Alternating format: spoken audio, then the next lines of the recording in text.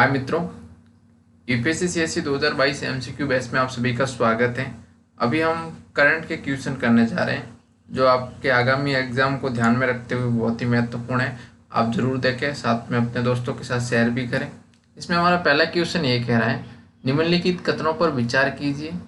उपरोक्त में से कौन सा कथन सही है, आपको सही कथन बताना है।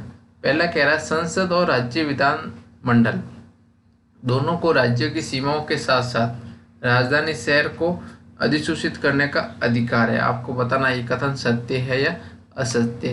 क्या संसद और राज्य विधानसभा होती है, उन दोनों को सीमाओं में परिवर्तन करने का अधिकार है या नहीं है? राज्य की कह रहा है, आपको ये ध्यान रखना है। दूसरा कह रहा है, लोक न्यास का सिद्धांत संसाधनों के प्रभावी प्रबंधन के लिए सकारात्मक राज्य की कार्य को अनिवार्य करता है और नागरिकों को प्राकृतिक संसाधनों के अप्रभावी प्रबंधन पर सवाल उठाने का अधिकार देता। आपको लोक न्यास के सिद्धांत के बारे में बताना कि यह कथन सत्य है या असत्य। दूसरा कह रहा है, लोक विश्वास का सिद्धांत भारत के संविधान के अनुच्छेद 21 से विकसित हुआ है। आपको बताना है ये तीसरा कथन सत्य है या असत्य। क्या लोक विश्वास का सिद्धांत अनुच्छेद 21 से विकसित हुआ या नहीं हुआ? तो मित्रों, आपको ये दोनों कथन पता भी नहीं होंगे, दूसरा तीसरा, लेकिन यदि आपको पहला कथन सही ढंग से पता है, कोई राज्य की सीमा में परिवर्तन करने केवल और केवल संसद का एक अधिकार है, न कि राज्य का।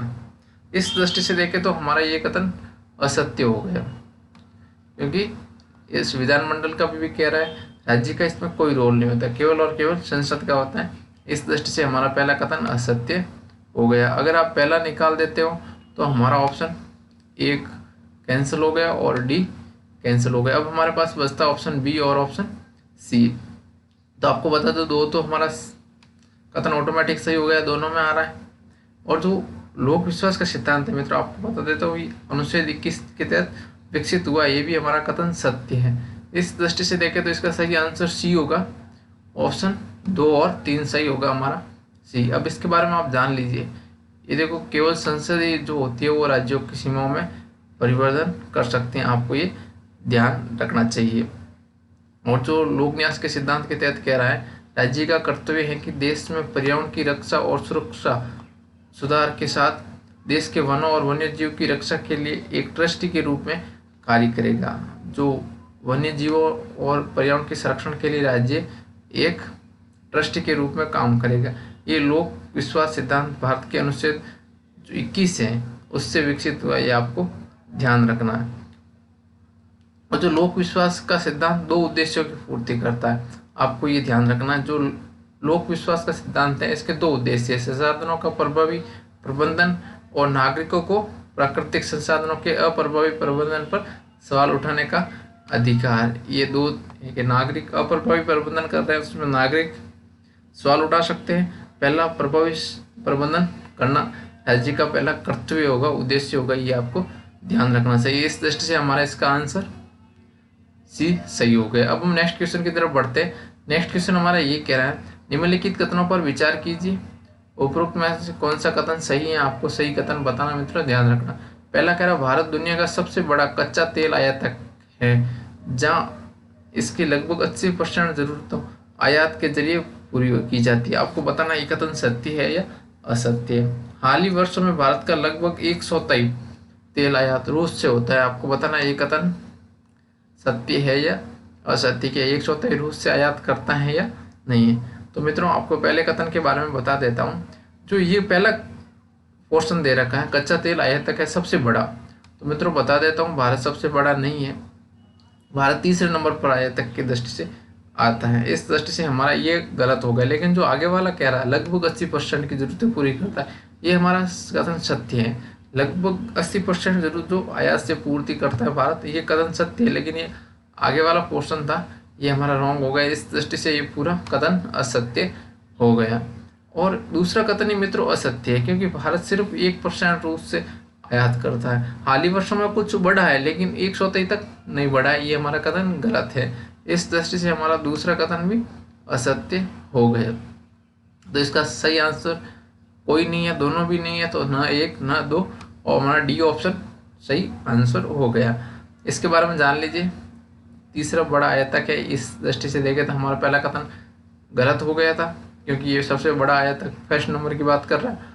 और साथ में ये देखो 2021 में भारत ने रूस से आयात का लगभग 1% ही खरीदा था, लेकिन यहाँ पे 323 कर रहा है, 123 कह रहा, तो इसका आंसर होता है कि 25%।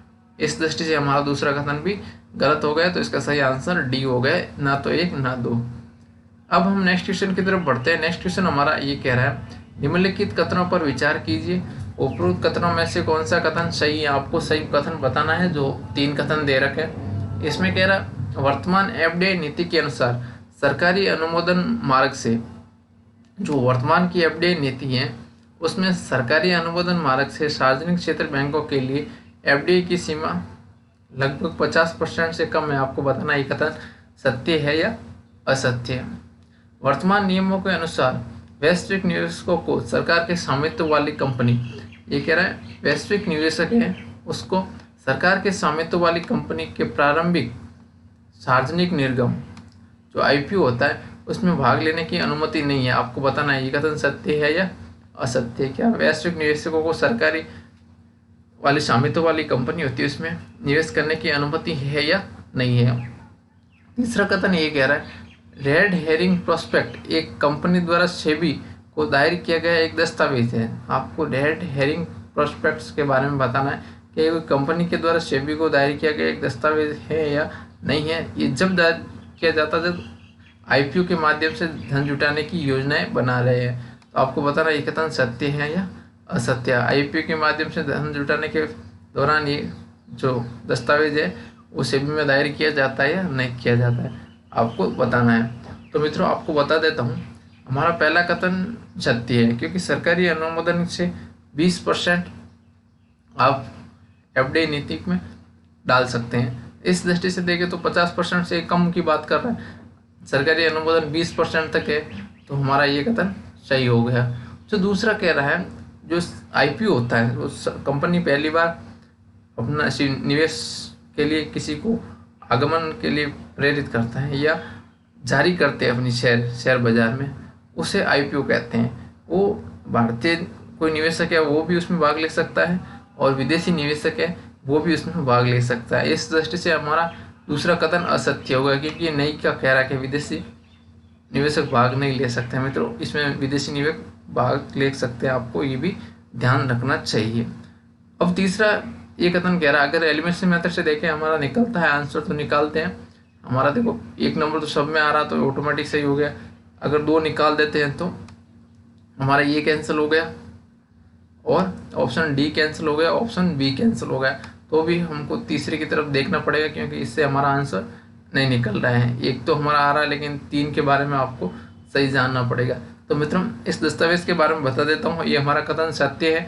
जब कोई कंपनी, जैसे हाल ही में एलआईसी ने ये सार्वजनिक जो निर्गम है प्रारंभिक, ये लॉन्च किया था, तो ये लॉन्च करने के दौरान वो जो सेबी है अपना प्रतिभूति नियामक बोर्ड, उसमें एक दस्तावेज दायर करता है कि भाई हम शेयर जारी कर रहे हैं पहली बार। तो उस टाइम वो दस्तावेज होता है उसको रेड हेरिंग प्रोस्पेक्ट्स दस्तावेज बोलते हैं, आपको ध्यान रखना चाहिए। इस दृष्टि से हमारा तीसरा कथन भी सत्य हो गया। तो इसका सही आंसर ए और 3 हो गया, ऑप्शन सी हो गया 1 और 3। अब इसके बारे में जान लीजिए, जो हाल ही में एलआईसी ने शेयरों के बारे में जो लॉन्च किया था, उस दृष्टि से ये सरसा मेरा एफडीआई नीति में सरकार ने जो भी परिवर्तन किए, इस दृष्टि से ये सरसा मेरा आपको ध्यान रखना चाहिए। और तो सरकारी मार्ग से है एफडीआई 20% है, ये भी आपको ध्यान रखना चाहिए सार्वजनिक क्षेत्र के बैंकों के लिए। और जो ये दस्तावेज मैंने बता दिया, ये पहली बार जब कुछ कंपनी शेयर जारी करती है तो सेबी में दायर करने वाला एक दस्तावेज है, आपको ये भी ध्यान रखना। साथ में मित्रों आपको बता देता हूँ, इसका पीडीएफ मैं मेरे टेलीग्राम चैनल पे आपको शेयर कर दूंगा, the study IAS with son of देवर्षि पे। वहाँ से आप डाउनलोड कर लीजिए और वापस रिवाइज कीजिए। और इस दृष्टि से इसका सही आंसर सी हो गया, 1 और 3 हमारा कथन सत्य हो गया। अब हम नेक्स्ट क्वेश्चन की तरफ बढ़ते हैं। नेक्स्ट क्वेश्चन हमारा ये कह रहा है, 4 नंबर, निम्नलिखित कथनों पर विचार कीजिए, उपरोक्त में से कौन सा कथन सही है, आपको सही कथन बताना है। पहला कथन ये कह रहा है, भारत के राष्ट्रपति अस्थायी अवधि के लिए, ये कह रहा भारत का राष्ट्रपति अस्थायी अवधि के लिए उच्च न्यायालय के अतिरिक्त न्यायाधीश के रूप में विधिवत योग्य व्यक्ति को नियुक्त कर सकते हैं। आपको बताना ये कथन सत्य है या असत्य। क्या राष्ट्रपति अस्थायी अवधि के लिए कुछ टाइम के लिए हाईकोर्ट के अतिरिक्त कोई न्यायाधीश होता है उसको नियुक्त कर सकता है या नहीं कर सकता? आपको बताना। एक व्यक्ति जिसने भारत सरकार के लिए सचिव के रूप में कार्य किया है, ये कह रहा है एक व्यक्ति जिसने भारत सरकार में सचिव के रूप में कार्य किया उच्च न्यायालय का न्यायाधीश नहीं हो सकता है। आपको बताना ये कथन सत्य है या असत्य। तो मित्रों पहले कथन के बारे में बता देता हूँ। ये हमारा कथन सत्य है। कोई भी जैसे अतिरिक्त न्यायाधीश होता है उसकी नियुक्ति हाई कोर्ट में राष्ट्रपति के द्वारा की जाती है। ये अतिरिक्त न्यायाधीश कुछ समय के लिए होता है। जैसे कोई कागजी बोझ बढ़ गया या केसों का बोझ बढ़ गया हाई कोर्ट पे, तब अतिरिक्त न्यायाधीश को नियुक्त किया जाता है। इस दृष्टि से हमारा पहला कथन सत्य हो गया। लेकिन मित्रों आपने हाल ही में न्यूज़ पढ़ी होगी तो भारत सरकार के एक सचिव को न्यायाधीश के पद पर नियुक्त किया गया है। इस दृष्टि से देखें तो हमारा दूसरा कथन गलत हो जाता है, क्योंकि भारत का सचिव उच्च न्यायालय के न्यायाधीश पद पर नियुक्त हो जा सकता है। इस दृष्टि से हमारा दूसरा कथन असत्य हो गया और एक कथन हमारा सत्य हो गया। तो सही आंसर इसका केवल और केवल एक होगा, ऑप्शन ए। अब आप इसके बारे में जान लीजिए। पहली बार ये भी आपको ध्यान रखना, जो भारत सचिव को किया गया पहली बार ये केंद्रीय कानून सचिव अनूप कुमार को दिल्ली उच्च न्यायालय के न्यायाधीश के रूप में पदोन्नत किया गया। आपको ये ध्यान रखना। और आगे ये कह रहा राष्ट्रपति अस्थायी अवधि के लिए उच्च न्यायालय के अतिरिक्त न्यायाधीश के रूप में विधिवत योग्य व्यक्ति को नियुक्त कर सकता है। इस दृष्टि से ये सरसम रहा। इसी दृष्टि से ये क्वेश्चन बनाया आपके सामने, आपको ध्यान रखना चाहिए। इसका सही आंसर हमारा एक हो गया। अब हम नेक्स्ट क्वेश्चन की तरफ बढ़ते हैं। नेक्स्ट क्वेश्चन ये कह रहा है निम्नलिखित में से कौन राष्ट्रीय निर्यातक देशों के संगठन जो ओपेक है इसके सदस्य हैं? आपको बताना है। पहला कह रहा Angola, Nigeria, Indonesia, Venezuela, Qatar. सही कूट का आपको सुनना है। तो मित्रों आपको बता देता हूँ, इसमें जो पहला कथन है हमारा सत्य है। और जो इंडोनेशिया है, आप सबको पता होना चाहिए, जो इंडोनेशिया है ये इसका सदस्य नहीं है। ये पहले इसका सदस्य था लेकिन अब इसका सदस्य नहीं है। ये भी आपको ध्यान रखना। अगर एलिमिनेशन मेथड से देखें तो आपको ये पता होगा। तो हमारा ये कैंसिल हो गया और हमारा ऑप्शन डी कैंसिल हो गया। अब हमारे पास या तो बी होगा या सी होगा। और दूसरा आपको बता देता हूँ, आप सभी को पता होगा वेनेजुएला तो है, और जो कतर है ये भी पहले था लेकिन हाल ही में यह ओपेक का सदस्य नहीं है। इस दृष्टि से हमारा ये भी कथन गलत हो गया। तो 5 निकाल देते हैं तो हमारा ये भी कैंसिल हो गया। तो अब हमारे पास ऑप्शन एक ही बचा, तो हमारा ऑप्शन सी सही होगा। 1, 2 और 4। इस दृष्टि से देखें तो हमारा पहला कथन है अगोला, और नाइजीरिया भी है, वेनेजुएला भी है। इस दृष्टि से 1 सही हो गया, 2 सही हो गया और हमारा तीसरा भी कहीं 4 नंबर ऑप्शन भी सही हो गया। इस दृष्टि से इसका सी आंसर। अब इसके सदस्यों के नाम आप देख लीजिए। ये कह रहा Algeria, Angola, Equatorial Guinea, Gabon, Iran, Iraq, Kuwait, Libya, Nigeria, Congo गणराज्य, सऊदी अरब और संयुक्त राष्ट्र अमीरात और वेनेजुएला। और ये कह रहे हैं ये जो पहले पूर्व में सदस्य थे ये तीनों इंडोनेशिया, कतर और इक्वाडोर। इस दृष्टि से हमारा इसका आंसर सी सही हो गया। और इसी के साथ मित्रों हमारी करंट क्यूज समाप्त हो जाती है। आप वीडियो को लाइक करें, शेयर करें, चैनल को सब्सक्राइब करें। धन्यवाद।